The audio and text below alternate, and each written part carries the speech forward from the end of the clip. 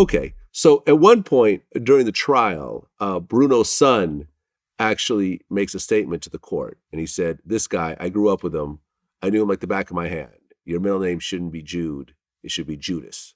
You ran to the government right away because you knew you were dead in the water. You became a rat, something you knew my father wasn't." Right. Well, he's saying that because I was in my area, I was around Bruno. And, you know, I ended up being made in New York, but his father, he doesn't want to come to terms with, first of all, him himself is an informant himself. He's always been no good, that type of a guy. But his father, what his father did, he doesn't want to get it through his head that his father spoke to the FBI and a 302 report came out that his father told the FBI information. When the boss, I'm not the boss of the Genovese family, okay? I didn't order his death. When they brought that paper to New York, the Genovese family bosses ordered his death, okay? And that's why his father's dead. There's kind of like, I'm a little bit older than the kid that you're talking about, Bruno's son, and there was always like a little rivalry. The father always had me around. The father always, if there was somebody to go hit someone or go break someone's head, and it was always send me and my crew, me and my guys, never his son. When they talked about proposing and making a guy a made guy, it was always me he was talking about. So there was a lot of envy with him. I wrote him letters from prison, try to, tell him if you ever, I get it. It was his father. And, like I said, that's who suffers. The family suffers when we get killed. But, that's the fact of the story of why his father was dead. Well, Artie Nigro ends up getting sentenced to life in prison. Yes. In 2011, first part in the Bruno murder.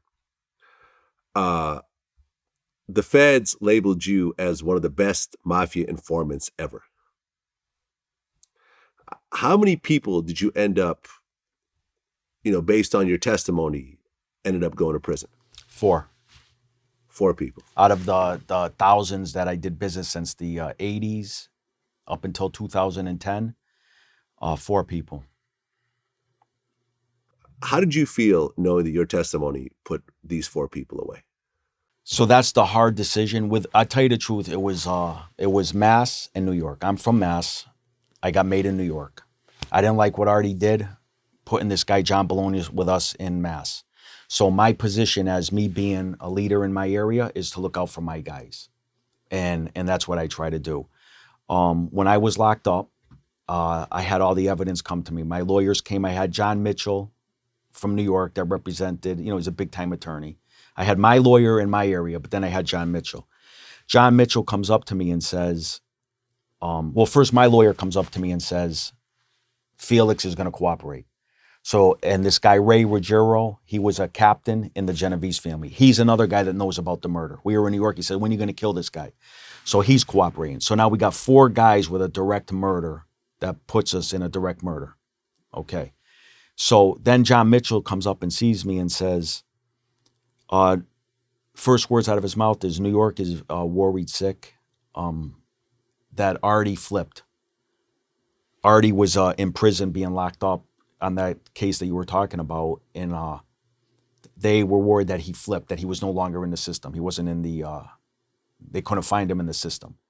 So my thing was, they're worried sick. I'm second on the indictment, so what should I be? So I had to make a decision. I had to make some sort of decision where I could live with it. And my decision is look out for my guys in my area. Send word to them before I even made a decision. Tell them what I'm thinking and what I want to do and what they have against us. And let them make a decision for themselves and let them know what I'm going to do.